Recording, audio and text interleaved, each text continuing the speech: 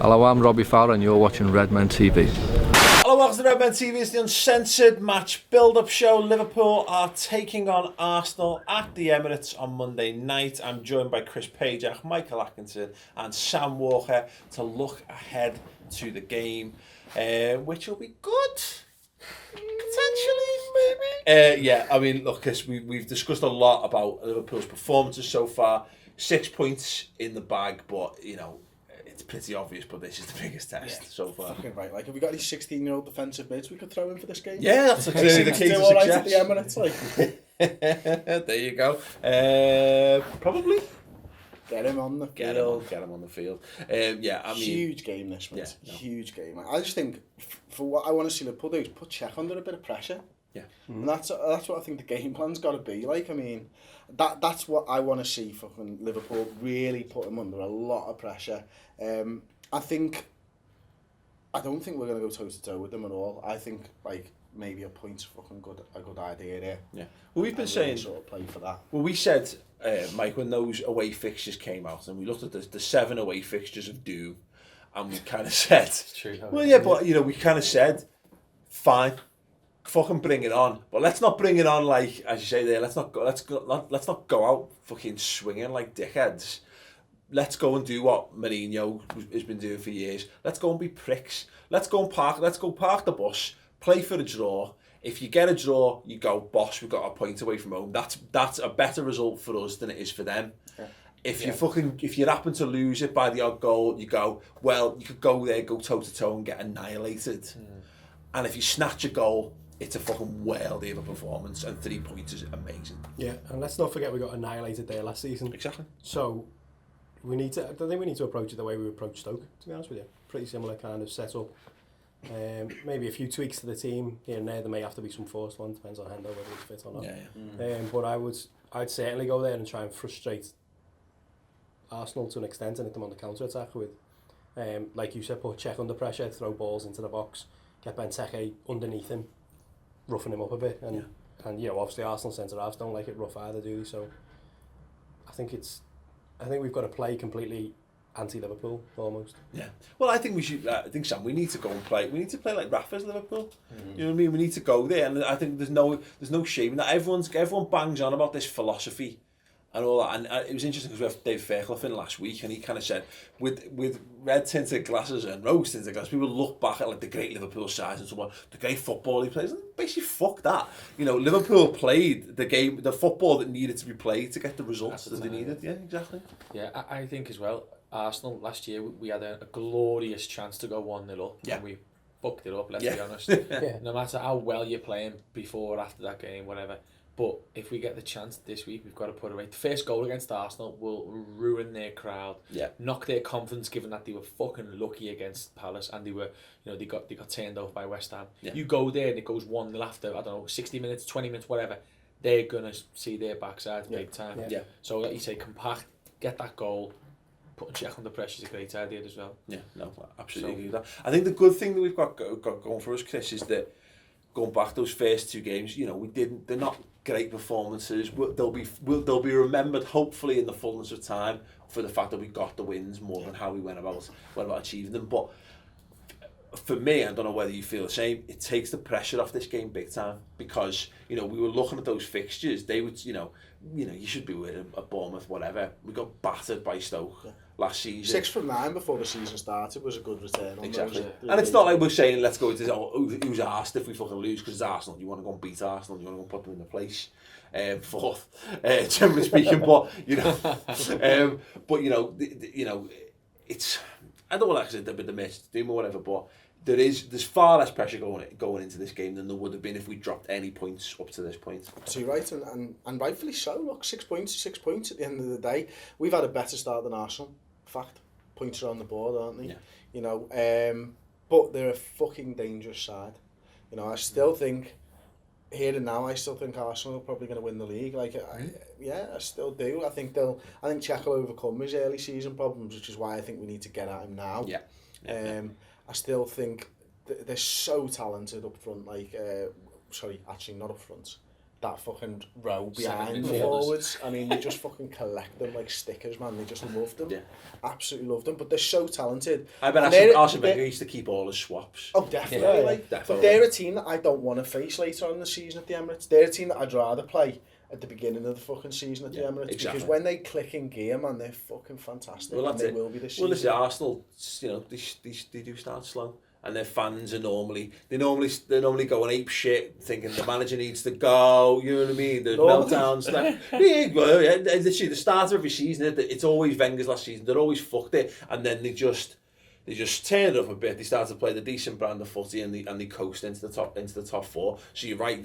I'd much rather play. I'd rather play Arsenal. If I had a choice, you still don't want to play Arsenal at the Emirates at any time. It's never an easy game. But you're right. Not too, thanks, Premier League. We'll give that one a miss this year. We'll abstain from that one. Thanks very much. Just give them the point. But no, this is it. You know, you've got to. You know, but this is on their fan base are on the edge. We've seen them. Fucking they go. This is the time of year where they lose their shit very quickly. You know, but it's true, isn't it? It's true every day of the year. They're more bipolar than our fan base, aren't they? Because they're gone, aren't they? You know? They're literally, imagine if they had the level of success that Everton had over the years, there'd be no Arsenal fans. They'd have all killed themselves. Like, they haven't got the staying power of Evertonians, who are just obviously perpetually miserable. Like, but but it is, you know, and I think we should absolutely play into that. Do everything in our power to make sure that their fans are the ones who are fucking melting down. Well, West Ham played well in that game, didn't they? They put them under the caution and were compact, and Arsenal didn't take advantage when they had the chances. But even still, West Ham were comfortable at the end. Well, you know, with 2-0 obviously. But I thought Palace, you know, without overanalyzing their game, they should have been winning the game, and Arsenal should have been down to 10 men. And Wickham didn't score, and Al Coughlin survived. Yeah. Do you know what I mean? We talk about our fortune this week. Yeah. So he's literally, he was like jumping around the pitch, rolling around the floor, thinking he'd been sent off, wasn't he? Yeah. No, you're all right, lad. Oh, Sam. Arson, sub me now. Arson. So I mean, and he's naive him as well. Yeah. He's very raw. They see him as the second coming, but I he's a good player. Second coming of who? Vieira. Oh, Diaby. There you go. Diaby. But no, they do that. They love him so much. But I do wonder. He's fine. But I think it's going to be a big tester for him this season in particular, whether he's able to match that. Because I do wonder with Arsenal, to a certain extent, it's because they haven't had a defensive midfielder for so long. Whether just having someone who can come in who's kind of all right. It's like when we had no strikers and we put Samad Yessel up front, and we were like, he looks like a centre forward, but he is a centre forward. He's not a very good one, but you know what I mean. He just not having he was making all the runs that a forward makes and doing the things that a forward does. And like Coughlin could go on to be another one of Wenger's Wales. He's key to what they do. Absolutely, but I think we need to disprove that. Just wait till he gets a James Milner in his face. Well, this is it. I'm interested to see how, and this way, fingers crossed, and I'm glad we withdrew Henderson early if he had a problem.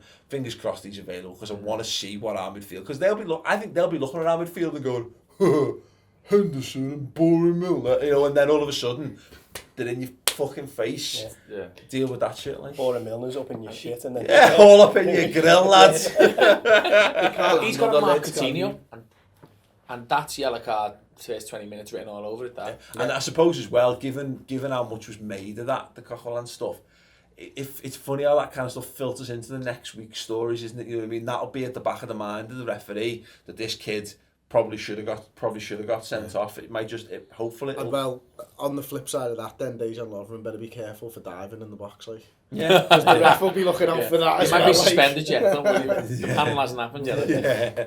So yeah, no, I'm surprisingly excited about this game. Like I say, this could have been, if Liverpool hadn't taken the points we've taken at the first 2 games of the season, this could have been like Brendan Rodgers' last game in charge. You know what I mean? If we'd not won those 2 games, if we conceded soft goals or whatever, we'd be going into this thinking, fuck.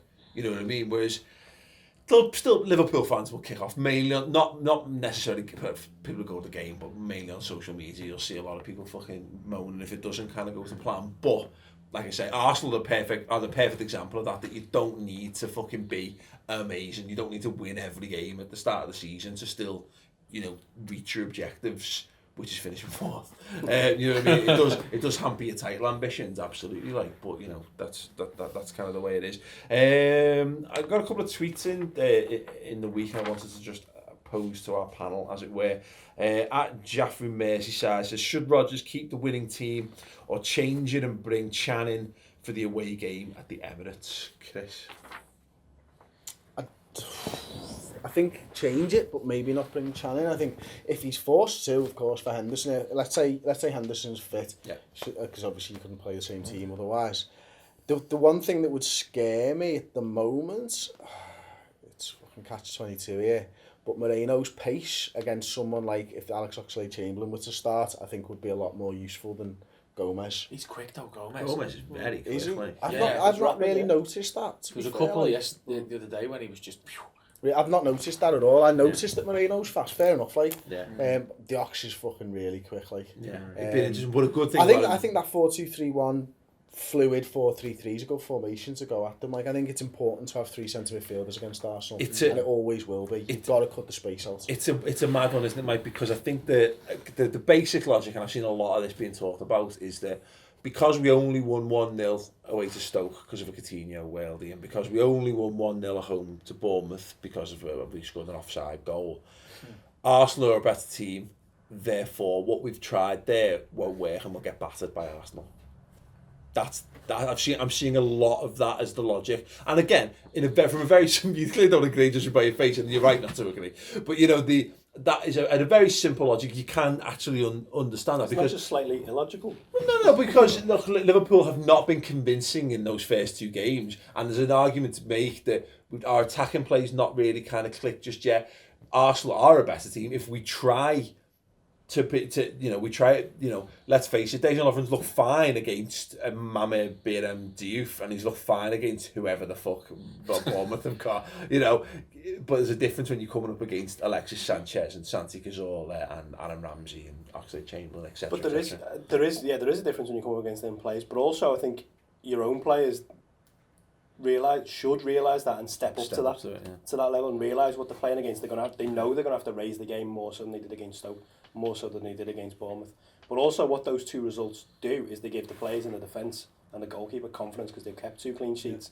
They give the team confidence because they've got 2 winning performances under the belt already, and obviously winning is a good habit to be getting into. Yeah. So automatically they're going to go into the game confident, thinking, well, hang on, we've already got more fucking points than Arsenal anyway. Yeah.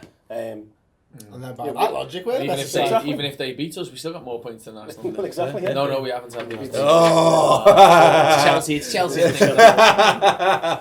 Which I'm sure Arsenal fans watching could probably appreciate too as well. But still, it's a case of I think we've got to. I think you can look at it that way and look at those 2 games, but then you've got to treat every game in isolation and think, well, hang on a second, we've had a week's training, and you go into it and. Yeah, I think as well what we kind of discussed, Sam, on the shows this week is like Benteke is another game fitter, is another game playing with his new teammate. The attack and play was again it's against a worse team at home, but it looked better. So you'd expect that to continue to develop as well. Yeah, I think as well Bournemouth, their structure, their setup was fantastic. It was rigid. Arsenal isn't. Bellerin and Monreal will be in the corner flag. Jordan and I will never have as much space when we break ever in the season. It's a massive pitch, and their fullbacks will be flying. Coquelin, he'll be in there, but literally it'll be.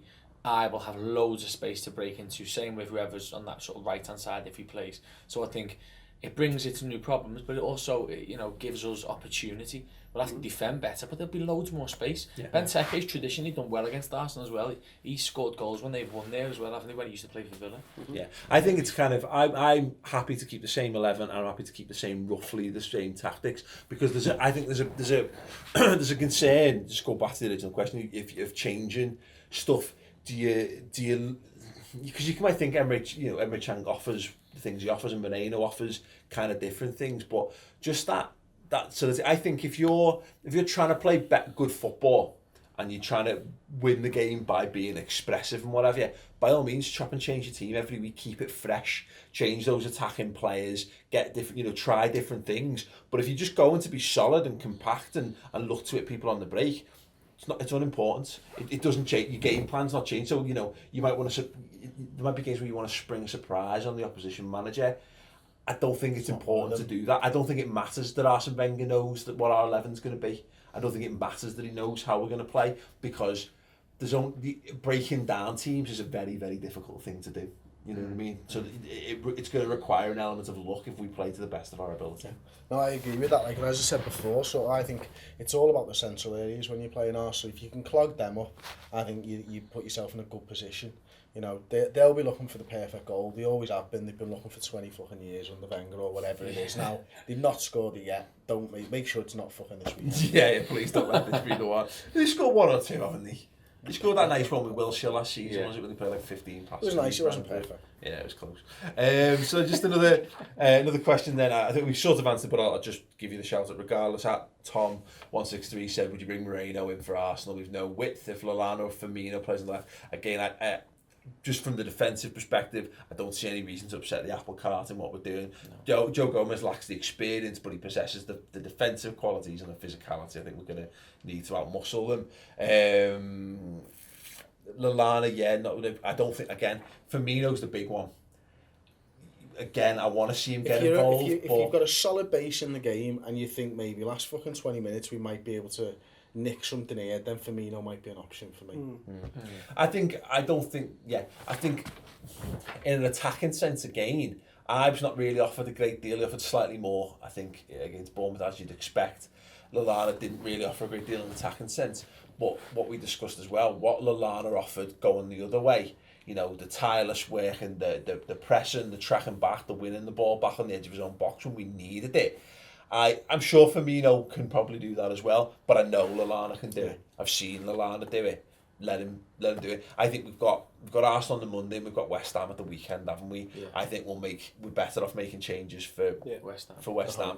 Let's keep this team together as much as we possibly can, as much as we're able to, injuries dependent, and worry about it after them. But do let us know your thoughts on that in the comments below. Would you make changes? Firmino, I think, is the obvious one to come in. If you were going to bring him in, who would you bring him in for? What kind of formation would you go for? Chris and I have done the formation show this week where we look back at how we played last week and ahead to how how Liverpool could maybe change the approach against us. As we go and check that on the redmentv.com, it's fascinating. Truly. Yeah, absolutely. So yeah, go and check that out. It'd be a good loads of boss content there, as always. Of course. Who do we think, Sam? If you had to pick one player from their team who you think is going to be the biggest threat to Liverpool at next Monday, who's it going to be? Ooh, I don't think Oxlade-Chamberlain will start. No, he didn't start at the weekend, did he? I think it's a toss-up between Ramsey and Cazorla. I'm going to say Cazorla because I think he's a more rounded player he's sort of more left-hand, right-footed than Ramsey. He can work off either side. I think Ramsey can be a little bit hit and miss since he's had that purple patch sort of last 12 months ago. Yeah. So I'd say Cazorla. I've always rated him. I thought he was their best player till they signed Sanchez. Yeah. That's why I'm going to say Cazorla. I think Sanchez will be looked after, as best we can. So I'm going to say Cazorla coming from deep. Okay, Mike. Giroud. Really? Because he bullied us last season at their place and scored a great goal. Yeah. And I think our centre halves struggle against him if he's on it. Yeah. If he's on song, we get our heads in a spin and we can't deal with him. I think Chris, if you got a suggestion, we could come up with. I think we could probably come up with 4 between us quite easily. Like. For me, it's Alexi all day long. I think everything good that they have done in the last 2 games has come through that man. Yeah. You know, and I think he's exceptional at their place. And last season he scored like fucking probably 70% of his goals at the Emirates. You know, I just think he's a fucking tremendous player. Did you know that 69.54% of statistics are made up on the spot? No, it's actually 84.3. So yeah, it's Sanchez. I think absolutely Sanchez. What would be interesting for me though, because I think Lovren, not Scouser. I think Lovren and Skrtel have done well so far in the back line, and I don't think anyone's utterly convinced by our defence. But the green shoots of recovery have been pleasant, if nothing else. Theo Walcott potentially for me, as I don't think we've come up against someone of that kind of threat. If they played him, if they played him more centrally, they started him. Am I right in thinking he started the Charity Shield in that position? Yeah. He's a different kind of threat. Just him knocking it in behind and testing Lovren going that way, because Lovren does like to, you said before, he likes to step in, he likes to get out, he likes to win the ball. If he gets rolled or you give Walcott some space to run into, I think he could. Again, another one where I could get massive egg on my face. I don't think Wenger trusts him there, because at the end of the day, when Giroud is put up front and he is given opportunities, he scores goals. Them, yeah. And that's why I don't think Walcott will start again. I think I saw something the other day. Fucking August 2013, since Oxlade-Chamberlain and Walcott have started together. Wow. I don't think they both started. They both didn't. They both didn't at the weekend. They were both sat on the bench and only the Ox got on. Theo Walcott didn't get on. Arsene, you're ruining England. And you know what? Don't give a fuck. Anyway, let's have some score predictions, please. Sam, what do you think it's going to be? 1-1. I think we'll score first this time. I think we'll miss. I'm going to Lallana first. Go Lallana will score. Do one of his turns and then 1-1. Absolutely. Great, Mike. 1-0 to Liverpool. Ooh, very nice. Okay, Chris. 2 for 2 so far this season. I'm 2 for 2, mate. I'm going to take a considered approach on this one. And I'm going to go with 1-0 to Liverpool again. Okay. It's not let me down so far. I like the 1-1 shot. Is that because you really wanted to go for a defeat and you couldn't? No, not at Is all. that what you said? No, it's just I can't say we're going to lose. What's going to come first? I think going back to the kind of point I made is that I don't think much like the Stoke thing. I think there's got to be a certain element of revenge. I think we go there to not get beat first and foremost, but they have got that touch of quality. We've still got the quality to get the goal we need. I don't think we've got more than a goal a game in us at the minute. But I could see that being, because ultimately, if you told me 7 points out of the first 9 of those games, I'd have bit your fucking hand off when those fixtures came out. And that was as good a start as I could have hoped for from those first 2 games. So I'm pinning it more on that than anything else. But let us know your score predictions in the comments below. How we should line up, who would you drop in there? Who do you think is Arsenal's biggest threat? Who poses the biggest threat to what Liverpool are trying to do at the Emirates next week? We'll be down there. It's going to be a long drive down. It's going to be a long drive down and a long drive back. But we're gonna do it. So I really, more than anything ever, I want to do, because I want to be there to film their fans go mental afterwards. That's all I really want from this. That'd be nice. It would be a nice cherry on top of Liverpool can get a win. Anyway, do go check out the rest of the content on the redmentv.com. The aforementioned formation show using our incredibly high-tech Sabutio pitch and magnetic player stickers. There's also the Reds News Roundup show, where we talk about Mario Balotelli and whether the club are in fact leaking out negative information to get him and move away from the club, and a whole host of other things as well. Check those shows out. They're completely free for a month on the redmentv.com. We'll link to that at the end of the video. Go and check it out. Enjoy them. Enjoy life. And enjoy Liverpool versus Arsenal on Monday. Ta-ra. Someone asked me in the comments below section before, do I think that the Gomez and Moreno thing will be a little bit of a battle all season long? Now, Joe Gomez has done enough to keep that spot at the moment, but there's no way he's a certain number 1 starter for me all season long. No. Moreno, at the end of the day, is the more experienced of the two. He does offer more going forwards, I think, than Joe Gomez, and at times we're going to need that. Defensively, I've always had questions about Moreno. But I think he'll get game time. I think there'll be a point in the season where we're going to need him to be our starting left back, and I can see that. And I hope that Gomez steps up and proves me wrong on this.